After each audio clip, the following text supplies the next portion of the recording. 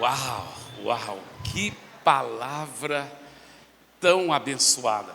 Aliás, fomos já tão abençoados nesta noite, com a palavra da minha querida esposa, nos desafiando a amar e servir de todo o coração. E agora com essa palavra também do pastor Paulo Mazzoni. E quando ele pediu para levantar as mãos, quem crê que tiveram um upgrade, eu olhei, eu fiz questão de olhar e vi praticamente todo mundo com as mãos levantadas. E eu senti o seguinte, que eu não tenho dúvida alguma que essa mensagem da pastora André e do pastor Paulo vieram direto do céu para nós. E é interessante, escuta bem, quantos de nós, infelizmente, temos sido aquele tipo de pessoa crítica, vê os defeitos, vê as falhas, mas não faz nada para ajudar os doentes, os necessitados, os deprimidos, as pessoas que estão tão precisando de ajuda, a gente não faz nada. E outros de nós não criticamos, nós temos boa atitude, mas também não fazemos nada, somos aquela multidão que só quer ficar aprendendo, engordando, ouvindo Jesus. Então esse desafio foi tão precioso, mas a minha mensagem, eu quero voltar e dizer o seguinte, porque nós fizemos o passo correto, na direção correta. Eu quero um upgrade, eu estou sendo agora daqueles que ajudam os necessitados, fantástico. Mas agora, a minha palavra, eu quero trazer e cavar fundo na motivação do coração. Porque se você quer ser esse tipo de pessoa tão preciosa que o pastor Paulo Mazzoni nos ensinou, as pessoas que ajudam os outros, qual é o tipo de coração que devemos ter para poder ser esse tipo de pessoa? Que não é egoísta, que pensa primeiro nos outros, pensa primeiro no reino de Deus, que não quer só ficar engordando espiritualmente, mas que quer ajudar os outros. Qual é o tipo de pessoa que é assim? É alguém que vigiou a motivação do coração. Então é sobre isso que eu quero compartilhar com vocês, uma mensagem que eu estou intitulando Vigiando a Motivação do Coração. Vigiando a motivação do coração. Já pode colocar o tema aí no slide, tá certo? Agora, deixa eu lhe perguntar algo aqui muito importante. Por que líderes, tantos líderes, pastores titulares, pastores auxiliares e também muitos líderes de célula começam tão bem, estão tão empolgados, sendo tão grandemente usados por Deus e acabam depois se desanimando, quase não fazendo mais nada para Deus, alguns até com espírito crítico, só veem os defeitos, alguns até se rebelam, até falam mal das coisas de Deus, outros até caem em pecado, adultério. Por que isso?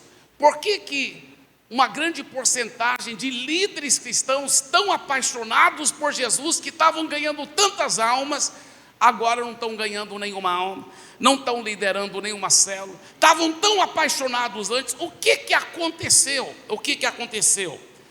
Eu acredito que é bem provável que a razão principal é porque não vigiaram a motivação do coração. A Bíblia diz em 1 Coríntios capítulo 10, versículo 12, aquele que pensa estar em pé, veja que não caia. 2 Coríntios capítulo 2, versículo 11 diz, para que Satanás não alcance vantagem sobre nós, pois não lhe ignoramos os seus desígnios. O diabo não tem truque novo, e com certeza um dos truques principais que o diabo tem para arrebentar com os líderes cristãos é quando eles não vigiam a motivação do coração. Por isso que eu digo, a raiz, talvez, toda vez de que você vê um líder espiritual ter problemas, cair em pecado, se desmotivar, não querer mais trabalhar nas células, a raiz talvez, toda vez, está na motivação do coração. Provérbios 4:23 diz o seguinte: sobre tudo que se deve guardar, guarda o coração, porque dele procedem as fontes da vida. Nós vamos ver um exemplo na Bíblia de um homem que infelizmente não vigiou a motivação do coração, e nós vamos aprender através da vida dele princípios profundos que a Bíblia ensina de como podemos vigiar a motivação do nosso coração. Esse homem que eu me refiro é o rei Saul. E quando você ouve falar do rei Saul, você que conhece um pouco a Bíblia, você já pensa talvez muito negativamente: um homem muito errado, fez muita coisa errada, um homem que foi rejeitado por Deus. Mas nós esquecemos muitas vezes que ele teve um começo tão brilhante, tão maravilhoso, e por muitos anos ele foi um exemplo. Tudo indica que, pelo menos por alguns anos, de um homem de Deus muito santo, muito dedicado a Deus. Veja bem esse texto em 1 Samuel 9, a partir do versículo 2. Tinha ele um filho cujo nome era Saul. Estamos falando do pai de Saul. O pai de Saul, o nome dele era Quis. Olha que fala sobre esse Saul: um moço e tão belo, que entre os filhos de Israel não havia outro mais belo do que ele. Desde os ombros para cima, sobressaía todo o povo. Então era um homem muito bonito, muito atraente, tá? Extraviaram-se as jumentas de Quis, pai de Saul. O nome do pai dele era Quis. Disse Quis a Saul, seu filho: toma agora contigo um dos moços, dispõe-te e vai procurar jumentas. E a primeira coisa que nós vemos sobre Saul, que ele era um homem obediente, ele era um filho obediente ao seu pai. E ele foi, o pai mandou: procura as jumentas, e ele foi com o auxiliar, com o empregado lá, para procurar as jumentas. Por que ele foi procurar jumentas? Porque ele quis.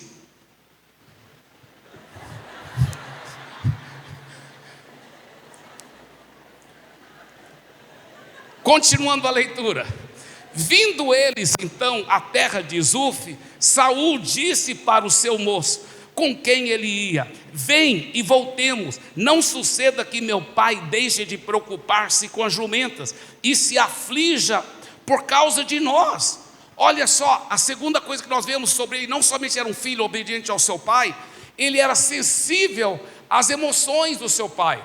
Depois de procurar uns 3 dias as jumentas e não encontrar, ele falou para o auxiliar dele, para o moço, para o empregado, ele falou: vamos voltar, porque meu pai agora não está nem mais preocupado com as jumentas, ele está preocupado conosco, que nós nunca mais voltamos para casa, vamos voltar. Aí o moço responde, ele lhe disse: nessa cidade há um homem de Deus e é muito estimado, tudo quanto ele diz sucede, vamos agora lá mostrar-nos porventura o caminho que devemos seguir.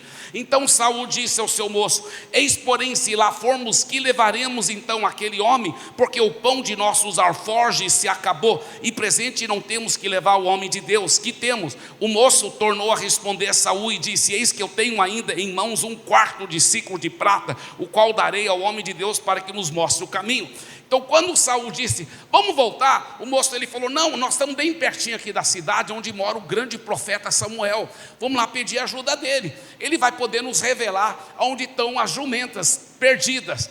E o Saul falou assim: poxa, mas eu não queria lá, sem dar uma oferta para esse homem de Deus. Então não era porque estava comprando nenhum tipo de profecia, não, é só porque ele valorizava os homens de Deus e ele queria dar uma oferta. Então você vê mais uma vez um coração maravilhoso, um coração quebrantado, um coração que queria abençoar o homem de Deus. E o servo dele falou assim: não, mas eu tenho um dinheirinho aqui e nós vamos poder dar uma oferta para ele. Aí o Saul falou: legal. E eles foram então reunir com o profeta Samuel. Aí o profeta Samuel vem, recebe eles e fala um monte de coisas. Olha algumas coisas que o profeta Samuel falou para eles aqui a partir do versículo 20. Quanto às jumentas que há 3 dias se te perderam, não se preocupe o teu coração com elas, porque já se encontraram. E para quem está reservado tudo que é precioso em Israel, não é para ti e para toda a casa de teu pai? Então o profeta Samuel falou assim: fique tranquilo, as jumentas já foram encontradas. Mas aí o profeta Samuel veio com uma surpresa muito grande e disse: olha, Saul, para você e para sua família está todos os tesouros e as honras de Israel preparado. Que surpresa! Que surpresa! Então olha a resposta de Saul. Ele diz: porventura não sou benjamita, da menor das tribos de Israel, e a minha família, a menor de todas as famílias da tribo de Benjamim? Por que, pois, me falas com tais palavras? Mais uma vez nós vemos um homem humilde, quebrantado.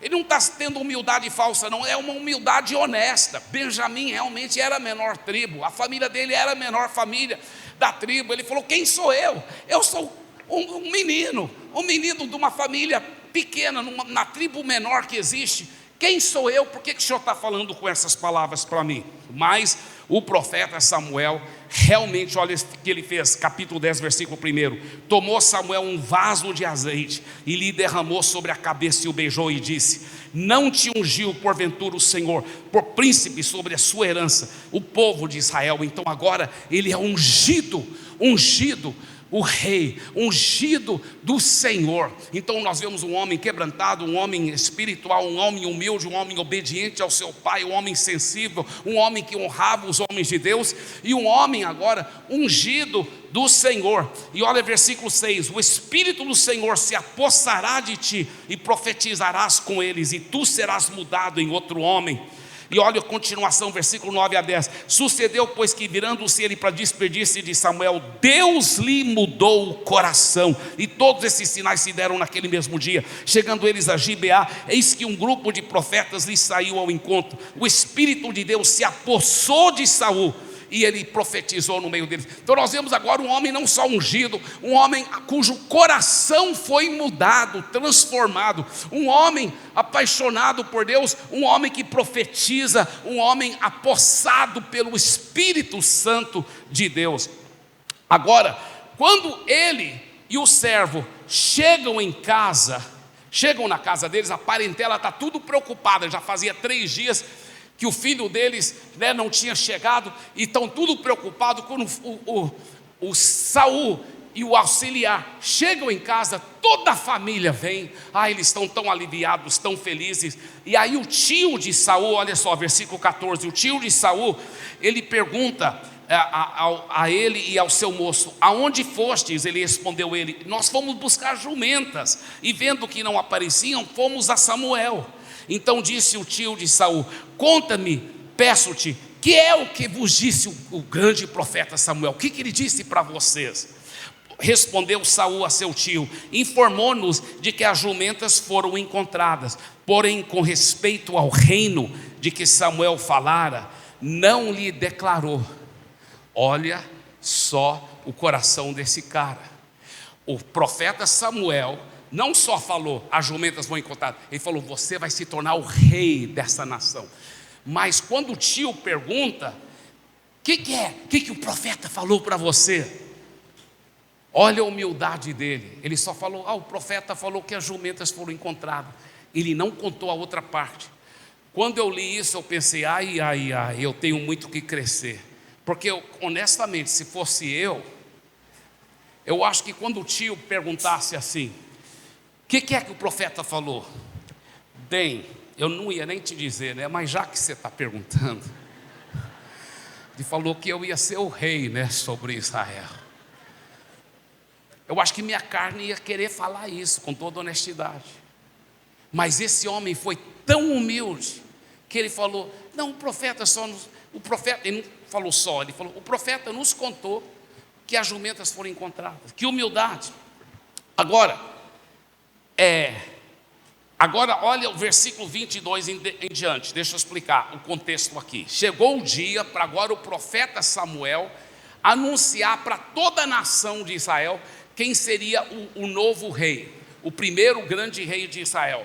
Então eles se ajuntaram, todas as autoridades e as famílias de Israel, e lá, buscando a Deus, eles foram tirando sorte diante de Deus, porque naquela época o Espírito Santo não vinha e morava dentro das pessoas para dirigi-los. Hoje a Bíblia fala em Romanos 8, versículo 14 e 16, que os que são guiados pelo Espírito de Deus, que são filhos de Deus, mas naquela época era por essa forma, de lançar sortes. Então lançaram sortes e deu em cima da tribo de Benjamim, depois deu em cima da família de Quis, e aí deu em cima do filho de Quis, que se chamava Saul. E aí eles então tornaram a perguntar, porque eles falaram: Saul, você que foi escolhido para ser o rei, vem aqui na frente. E não veio. Vem aqui na frente. E não veio. Então perguntaram ao Senhor se aquele homem vier ali. Respondeu o Senhor: está aí escondido entre a bagagem. Agora, por que estava escondido entre a bagagem? Só ficava na bagagem lá quem estava trabalhando como voluntário, como servo, como alguém que estava ajudando. Deixa eu te falar uma coisa, a Bíblia fala que os que desempenham bem o diaconato, eles alcançam para si justa preeminência e uma fé intrépida. Diaconato é que cuida de coisas, segura uma placa, serve, ama, ajuda os pobres, esses. Deus sempre chama os seus maiores príncipes, que estão entre a bagagem, ajudando, trabalhando. Você pode ver que o Davi estava na bagagem, quando ele estava lá cuidando da bagagem, e cuidando e levando o queijo para os seus irmãos, quando Deus o usou para matar o Golias. Sempre é entre a bagagem que Deus escolhe os seus grandes homens de Deus. Quem cuida bem das coisas de Deus, limpando o piso, varrendo, cuidando, amando as pessoas, servindo, ajudando os pobres. Se você for fiel no pouco, Deus te fará fiel sobre o muito. Quando você é fiel servindo e cuidando de coisas, Deus vai te colocar servindo e cuidando de multidões, para a glória de Jesus. Saul estava lá, servindo com amor, com excelência, trabalhando lá na bagagem. Tudo indica que ele estava lá trabalhando como voluntário, servindo. E Deus falou: ele está lá na bagagem. Foram lá e pegaram ele, correram e tomaram dali. Estando ele no meio do povo, era o mais alto, e sobressaía de todo o povo, do ombro para cima, né? Aquele homem bonito, né? Se você pode imaginar, né? Pensa, olha, mais ou menos assim, tá? Então, brincadeira.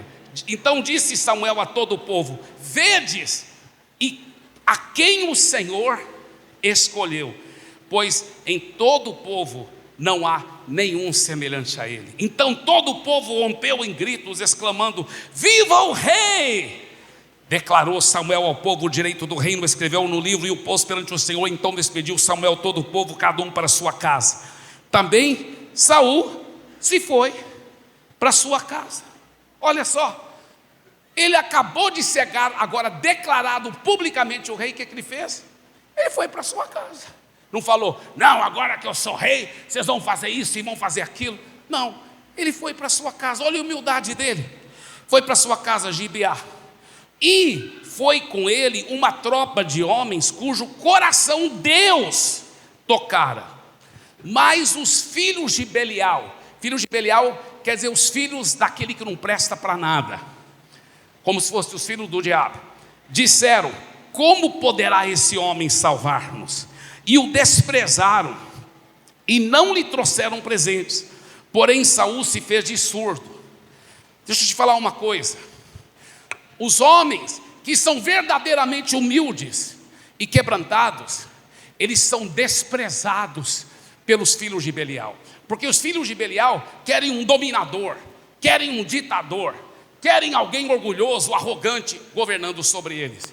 Os homens de Belial, os homens que não prestam para nada, eles desprezam os líderes humildes, os líderes quebrantados, os líderes espirituais, os líderes que dão sua vida para o rebanho. E esses homens de Belial desprezaram ele. Esse cara, quem é ele? Nunca vai conseguir nos liderar. Olha o jeito dele, porque ele era humilde, porque ele era quebrantado. E desprezaram ele. Mas olha a reação de Saul. Ele agora era rei, podia mandar executar aqueles homens. Mas o que ele fez? Porém Saul se fez de surdo. Olha só que qualidade linda. Se fez de surdo, ignorou. Eu imagino que ele deve ter até pensado assim: eu até dou razão para esses homens, eu também não me acho matéria para ser um rei. Quem sou eu? Eu até dou razão para eles. Eu até dou razão para eles. Isso me fez lembrar uma vez que o meu irmão Timóteo estava falando comigo, um grande homem de Deus, pastor lá no Japão. Mas eu conversando com ele, ele falou: Eibe, Quando as pessoas estão falando mal de você, só dê glória a Deus que eles não sabem tudo sobre a sua vida. E eu penso, é verdade. Quando estão falando mal de mim, mesmo que talvez estejam mentindo em algumas áreas, mas tem tantas áreas da minha vida que no passado já falhei, já pisei tanto na bola. Quem sou eu? E eu tenho certeza que o rei Saul, mesmo sendo rei agora, poderoso sobre Israel, ele se fez de surdo, até porque ele deve ter pensado: não, eu entendo esses homens me desprezarem, eu também talvez desprezaria um líder desse. Então olha que humildade, que coisa linda. Agora veio o primeiro grande desafio do rei Saul. Por que eles queriam um rei? Eles queriam um rei para liderá-los nas grandes batalhas e guerras contra invasores, contra outras nações que queriam derrotá-los. Então veio agora o grande desafio, o primeiro grande desafio do rei Saul, uma grande guerra que ele tinha que liderar o povo. Agora olha, versículo 11 do capítulo 11. Sucedeu que ao outro dia Saul dividiu o povo em 3 companhias que pela vigília da manhã vieram para o meio do arraial e feriram a Amon, os amonitas, até que se fez sentir o calor do dia. Os sobreviventes se espalharam e não ficaram 2 deles juntos. Então disse o povo a Samuel: quem são aqueles que diziam: reinará Saul sobre nós? Onde estão aqueles filhos de Belial? Trazei-os para que os matemos, porque agora a gente sabe que nós temos um rei poderoso mesmo.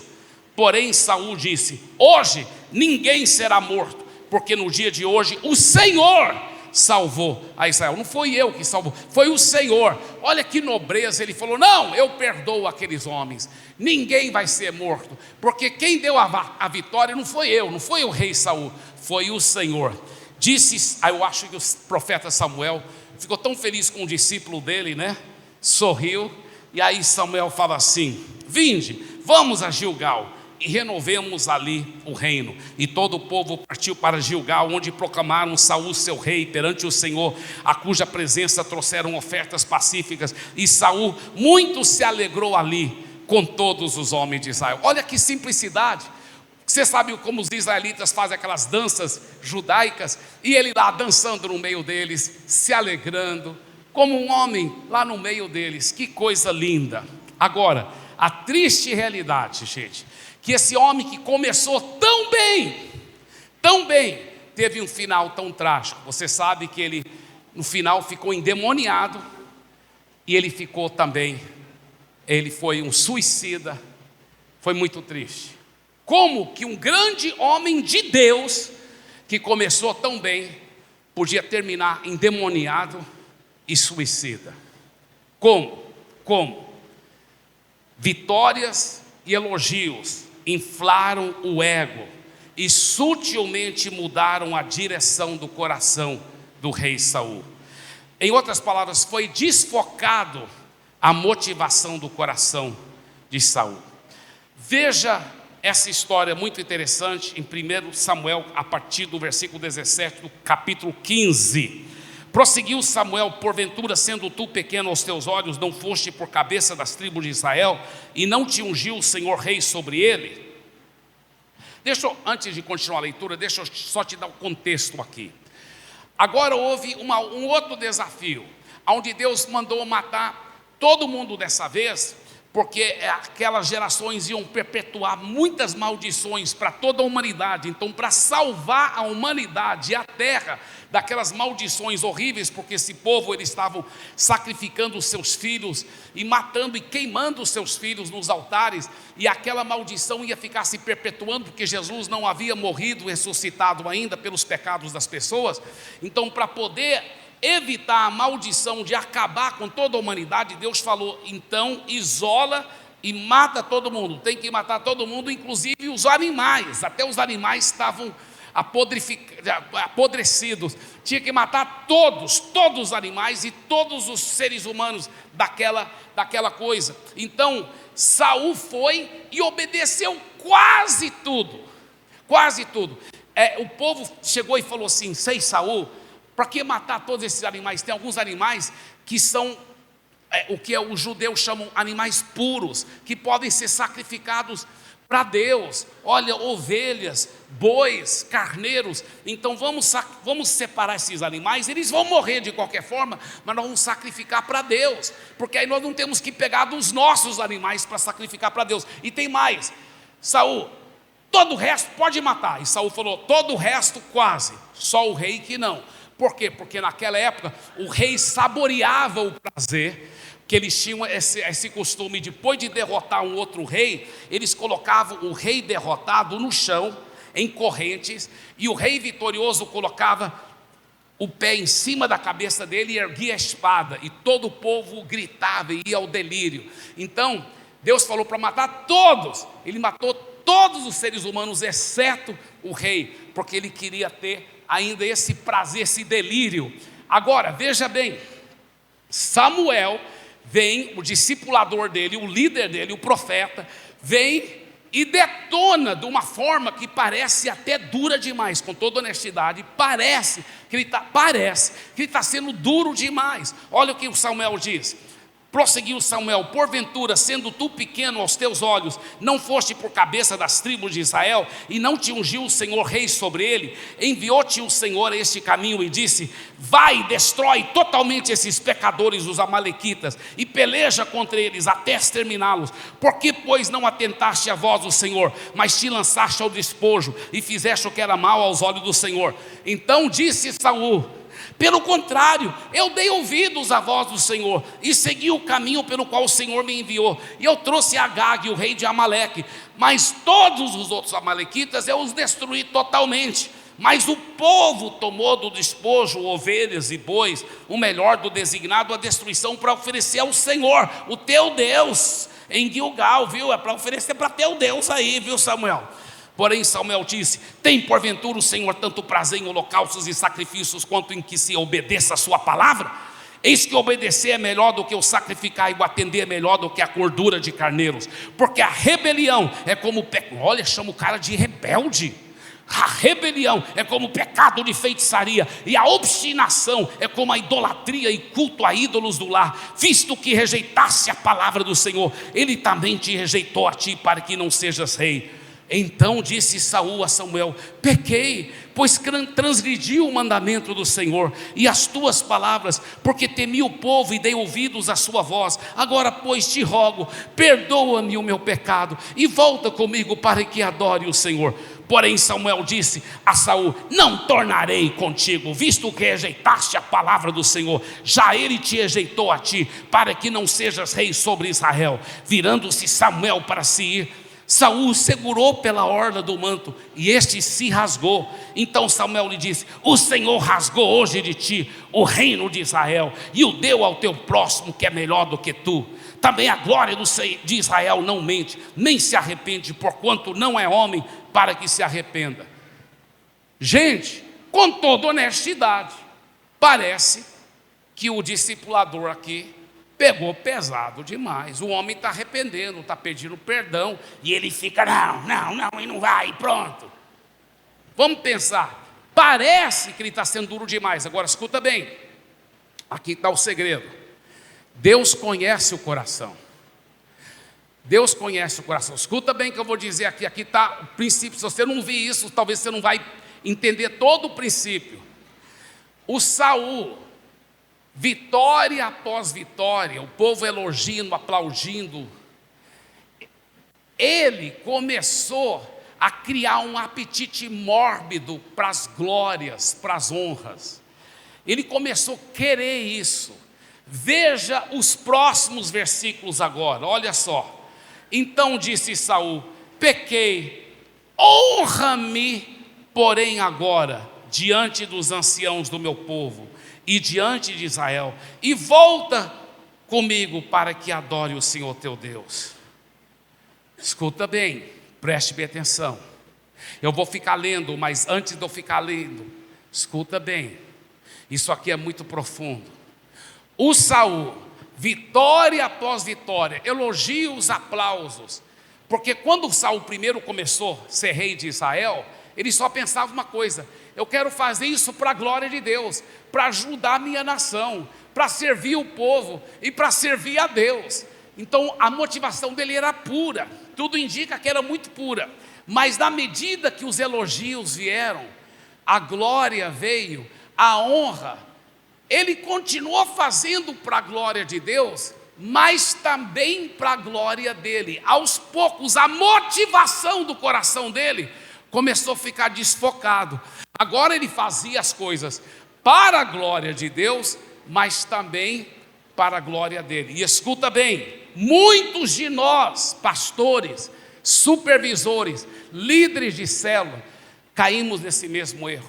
Porque no começo, quando você começa a ganhar vidas para Jesus, cuidar daquelas vidas, você é um daqueles que carregam a maca e ajuda a pessoa a conhecer Jesus, e ela é curada, ela é transformada, a família dela é transformada, e todo mundo aplaude e louve a Deus. Você nem quer que falem em seu nome, não, você fica até feliz, você está tão feliz, porque você não está fazendo para a sua glória, você está fazendo só para a glória de Deus, e só por amor e paixão por vidas. No começo é assim, é só pela glória de Deus. Mas de tanto elogio, de tantos supervisores falarem, esse líder de célula já multiplicou tantas vezes, esse aqui já fez isso, esse já fez aquilo, aos poucos, se a gente não tiver cuidado, eu já caí nessa, se a gente não tiver cuidado, nosso coração, que estava fazendo só para a glória de Deus, agora a gente está na obra querendo multiplicar células, mas não é só para a glória de Deus, é um pouco para a nossa glória também. Então quando as pessoas elogiam, falam, a célula dele já multiplicou 3 vezes,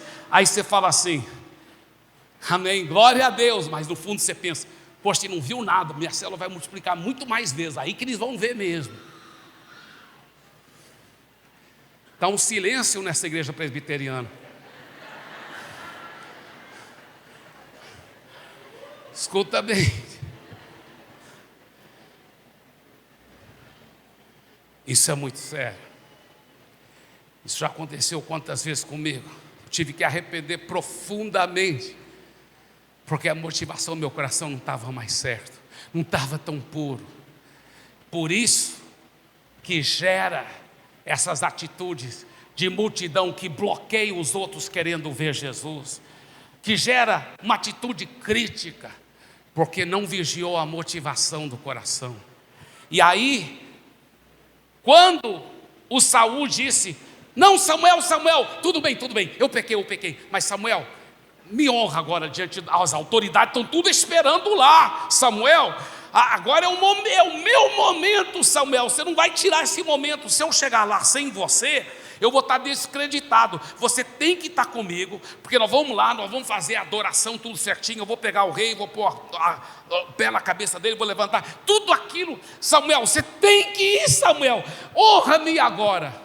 Eu imagino que Samuel olhou para ele e pensou assim, é isso que é importante para você, né? Não é obedecer a Deus, não é fazer a vontade de Deus, não é paixão por vidas mais. O que é importante para você é você aparecer, você ser o importante. Então, que se é isso que é importante para você, eu vou fazer, então eu vou, porque Samuel já vinha falando há muito tempo, eu não vou com você, eu não vou, querendo que ele se arrependesse de coração, mas em vez dele arrepender, que ele não arrependeu. Samuel falou, então, se é isso que é importante, então eu vou com você. Olha só que a Bíblia fala, então Samuel seguiu a Saul, e este adorou o Senhor. E olha o versículo 35, nunca mais viu Samuel a Saul, até o dia da sua morte, porém tinha pena de Saul. O Senhor se arrependeu de haver constituído Saul rei sobre Israel. É muito sério, é muito sério. E o que isso me traz, queridos, e deve trazer para todos nós, é um santo temor de Deus, é um santo temor de Deus. Sabe por quê? Porque nós também somos seres humanos, e se a gente não vigiar a nossa motivação do nosso coração, podemos ter o mesmo final trágico que ele teve. Por isso que é importante vigiar a motivação do nosso coração. E nós vamos ver aqui nesse texto, agora, algumas características de quem não está vigiando a motivação do coração. Então, ao aprender essas características, veja bem, Veja bem, você poderá talvez se arrepender. Então eu quero mostrar aqui, olha, veja os resultados da motivação errada. Ou seja, características que mostram que bem provavelmente a motivação do coração foi desfocada.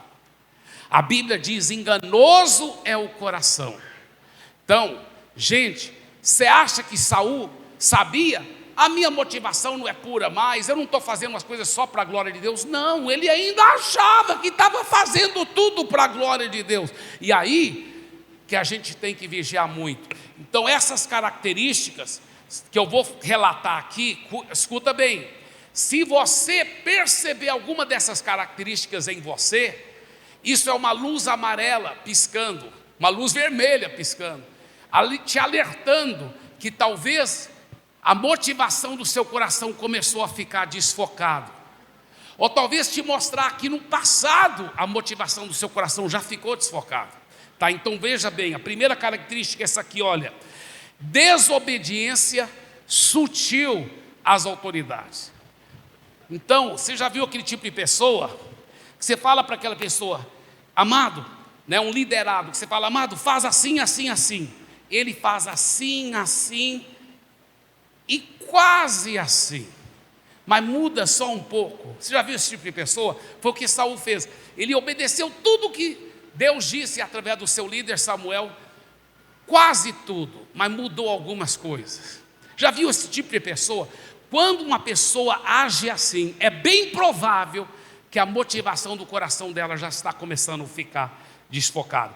Outra característica que mostra que bem provavelmente a motivação do coração foi desfocada, essa aqui, olha: põe culpa nos outros. Você vai falar para a pessoa sobre o erro dela e ela fala, não, eu sei que eu fui errado, mas olha, foi porque o fulano fez assim, o ciclano e tal. Então, né, quando Samuel fala, por que pois não atentaste à voz do Senhor, mas te lançaste ao despojo e fizeste o que era mal aos olhos do Senhor? Então disse Saul a Samuel, pelo contrário, eu dei ouvidos à voz do Senhor e segui o caminho, lá. Versículo 21, mas o povo tomou do despojo ovelhas e bois. Quem era o rei desse povo? Era ele que mandava, mas não, ele põe a culpa no povo, Então, realmente, você vê que quando alguém tem essa tendência, é bem provável que a motivação do coração dela já está desfocada, quando ela sempre põe a culpa nos outros. Não, eu errei, eu desisti de ser líder de célula, porque isso aqui, porque aquilo lá, porque isso aqui. Sempre ela tem uma boa desculpa, sempre a culpa é dos outros, ela nunca assume a culpa dela. Os outros, você nunca vai poder mudar os outros, sempre vai ter outros errados sobre você, atrás de você, ao lado de você, mas você pode vigiar o seu coração e garantir que você não vai errar, só porque os outros erraram, você não precisa errar, você pode andar em vitória, você pode andar em vitória.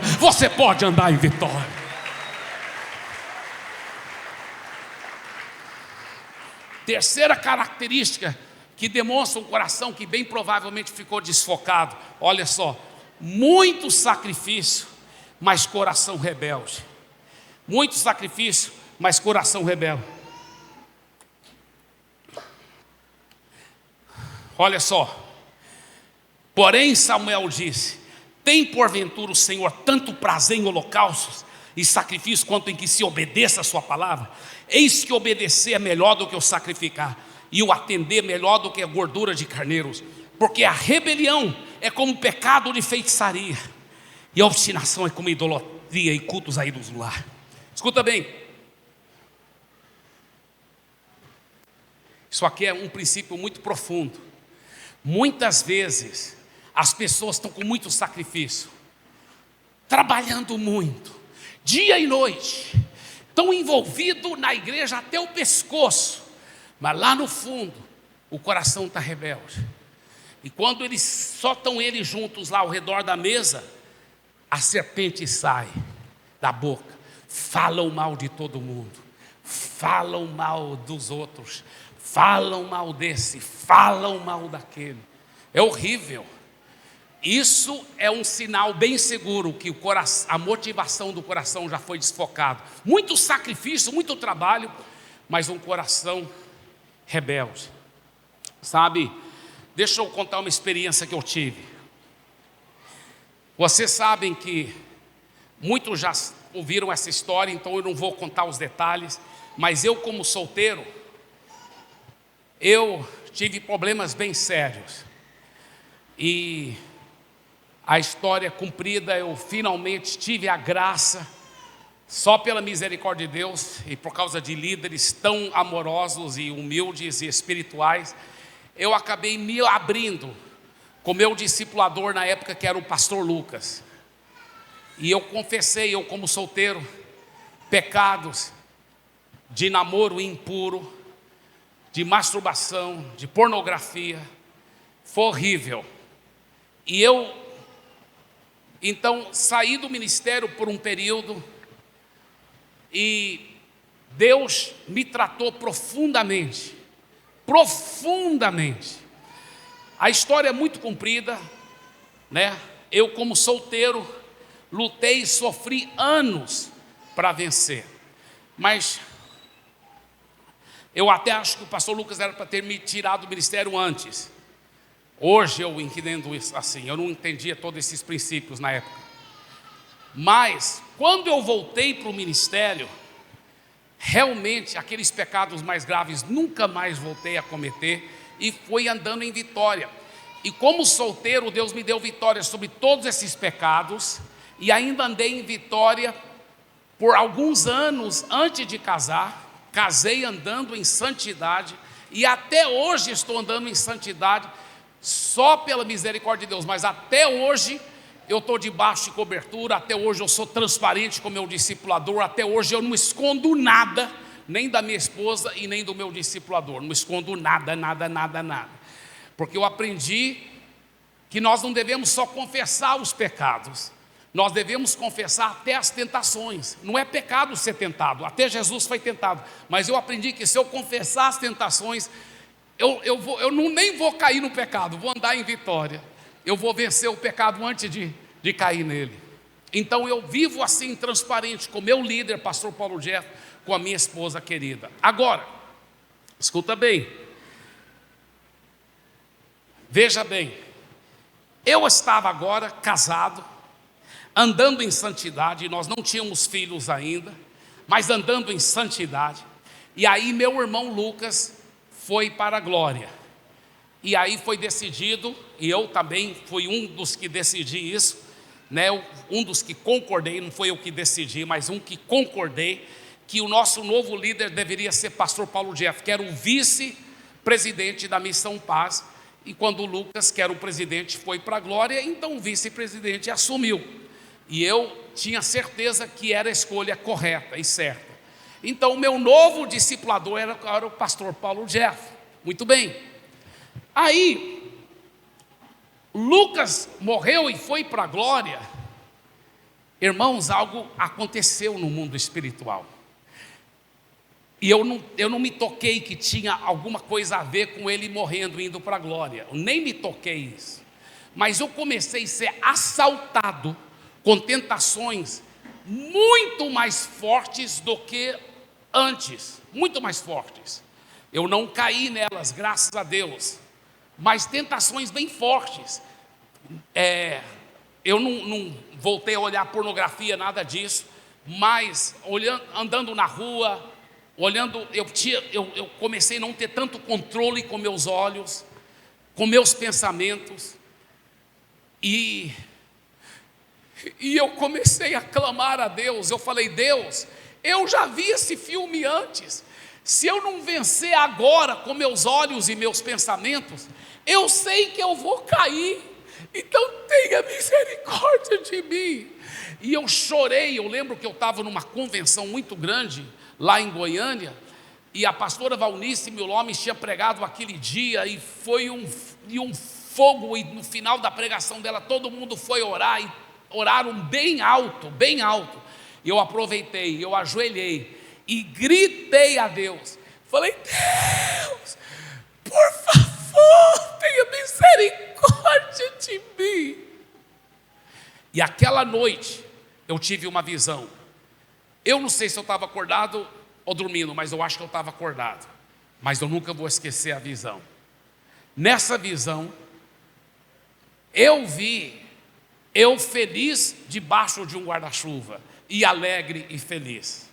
E Deus falou assim: assim você estava, santidade completa, seu guarda-chuva, pastor Lucas, e você protegido, porque a Bíblia fala que os principados e potestades do ar, o diabo, anda procurando alguém para devorar, para lançar setas malignas do diabo. E você estava protegido, e as setas não estavam te atingindo. Mas aí, na visão, o guarda-chuva foi subindo para o céu. Ele falou: o problema é que o guarda-chuva subiu para o céu, e por isso que você está sendo atingido por essas setas horríveis do diabo. Aí, na visão, eu tive a audácia de reclamar, de discordar com Deus. Eu falei: não, Deus, mas eu não estou sem proteção. Eu tenho um novo guarda-chuva, eu tenho um novo discipulador, que é o pastor Paulo Jeff. E aí ele falou assim: você tem um novo guarda-chuva, mas você não está debaixo dele. E na visão, aí a visão ampliou assim, e eu vi um outro guarda-chuva flutuando no ar, e eu não estava debaixo dele. Aí eu, na visão, mais uma vez, discordei com Deus. Eu falei: não, Deus, negativo, eu estou debaixo dele sim. O Senhor sabe que de todo o meu coração eu amo ele como meu líder, e eu tenho certeza que é para ele ser meu líder, meu pastor, meu discipulador, e eu tenho o meu coração quebrantado e submisso a ele. O Senhor sabe disso. Ele falou: sim, eu sei disso, mas você não está sendo 100% transparente com ele.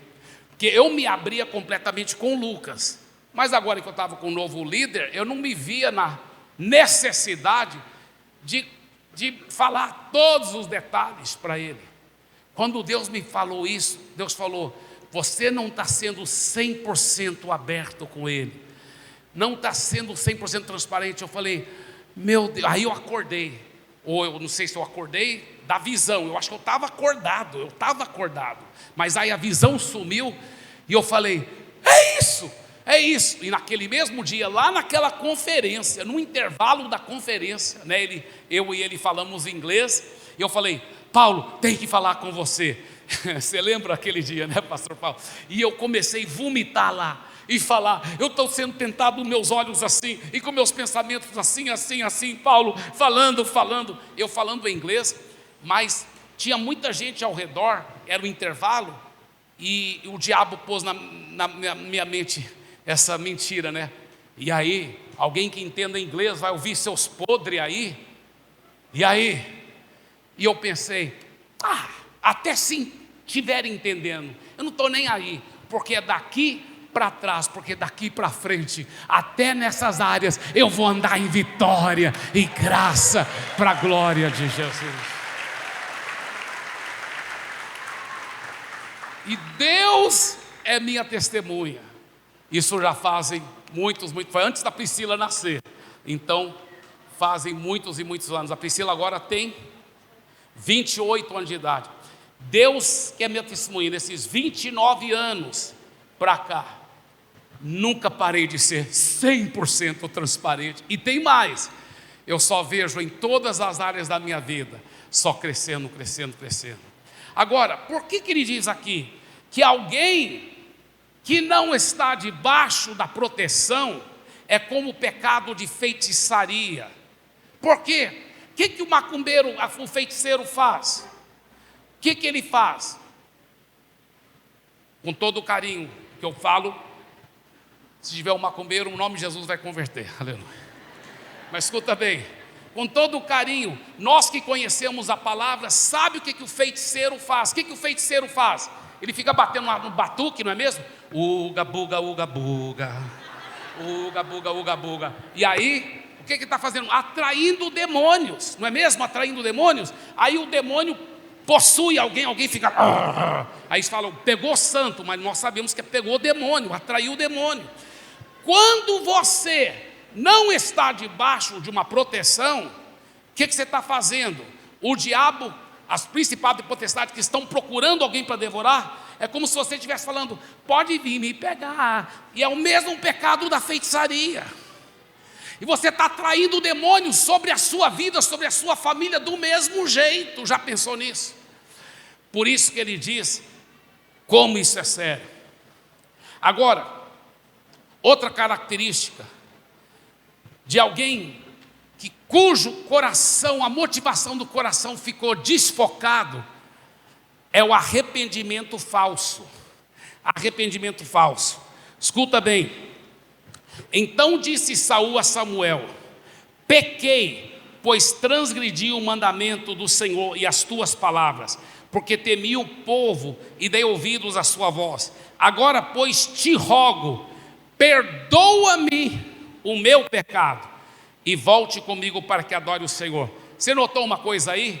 Nenhum momento ele pede perdão de Deus, ele pede perdão só do líder.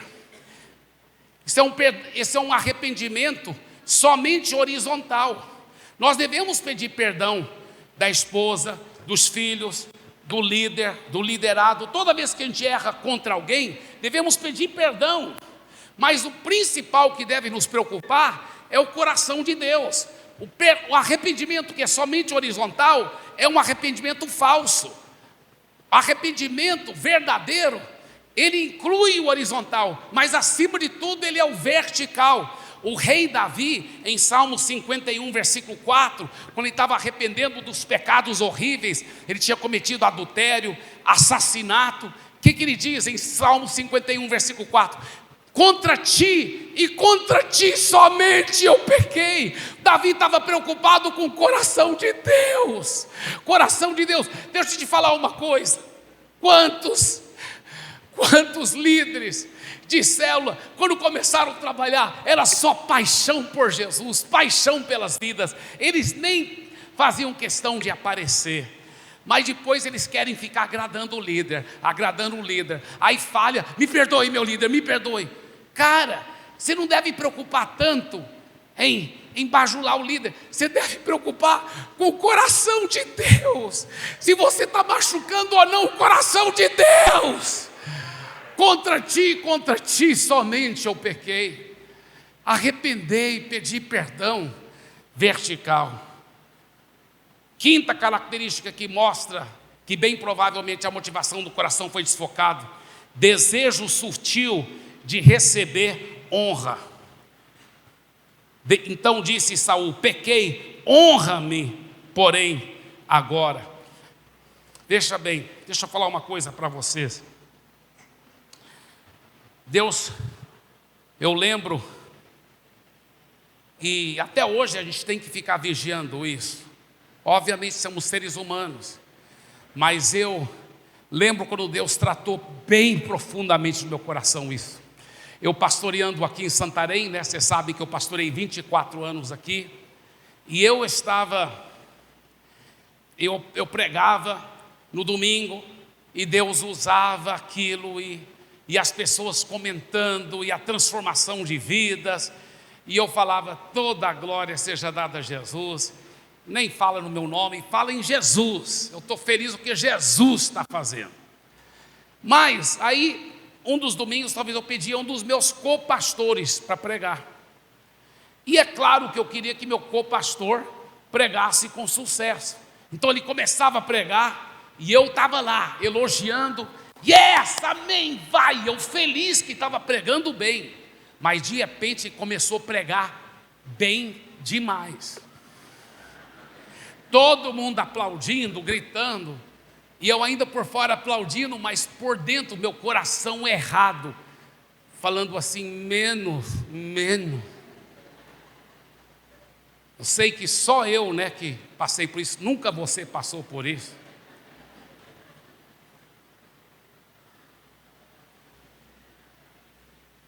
Deixa eu falar uma coisa.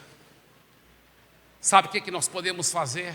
Vigiar nosso coração e falar: sabe, para mim não é importante os aplausos dos homens.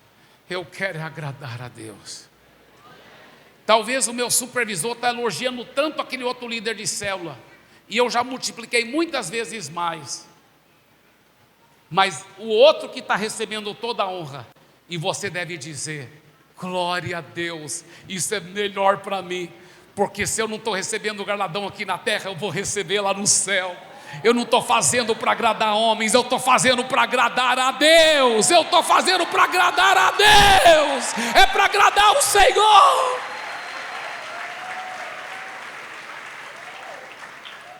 Outra característica que demonstra que quase com certeza a motivação do coração foi desfocado é medo de aceitar desafio, falta de fé. A pessoa não tem fé mais para arriscar, para fazer coisas grandes, para crer no impossível, né? Foi o que aconteceu quando chegou o Golias. Disse mais o filisteu: hoje afronto as tropas de Israel, dai-me um homem para que ambos pelejamos. Ouvindo Saul e todo Israel essas palavras do filisteu, espantaram-se e temeram muito. O Saul ficou com muito medo. Por quê? Porque a motivação dele, do coração, estava errada. Então ele não tinha essa fé para aceitar desafios, para fazer coisas grandiosas, coisas poderosas. Porque quando você faz, não é para a sua glória, é para a glória de Deus. Então Deus te manda fazer uma coisa louca, você fala: eu vou fazer. As pessoas falam: não vai dar certo, eu vou obedecer a Deus. Você vai ser muito humilhado e envergonhado. Eu não quero saber de mim, eu quero saber de Deus. Eu vou fazer a vontade de Deus e eu vou matar esse Golias em nome de Jesus. Quando a motivação do seu coração está certa, você derruba os Golias. E não gosta de ver os outros honrados.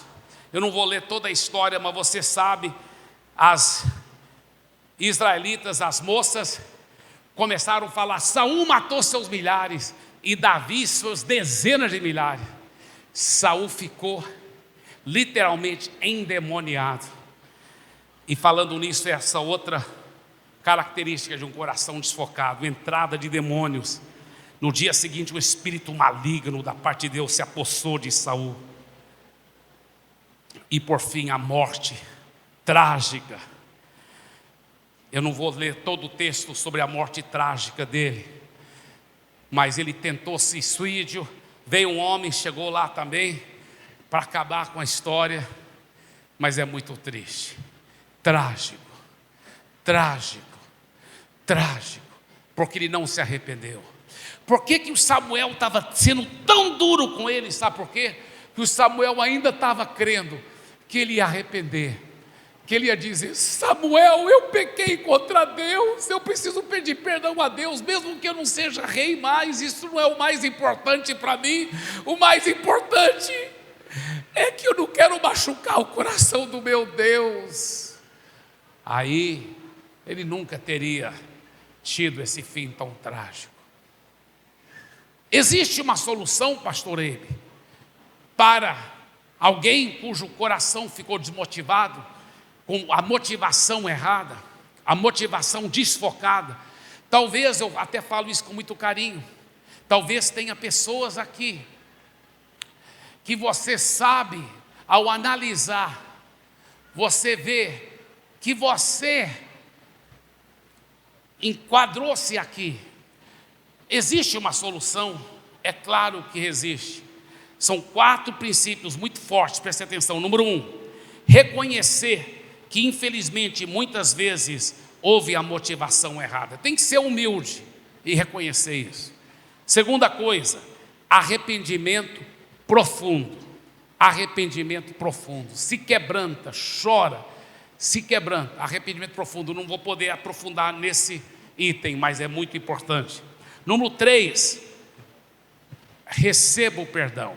Se você pediu perdão de todo o coração e arrependeu profundamente na presença de Deus, então receba o perdão dele, receba o perdão completo. Para de deixar o diabo te condenar. A Bíblia promete que se confessarmos nossos pecados, Ele é fiel e justo para perdoar os nossos pecados e nos purificar de toda injustiça. Então, Não aceite mais a condenação do diabo.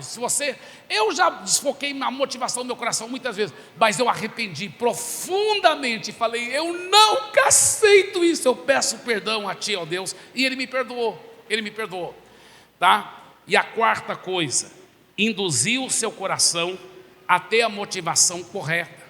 Você pode escolher a induzir o seu coração para ter a motivação correta. É uma escolha. Você já nasceu de novo, você é regenerado, o Espírito Santo mora dentro de você.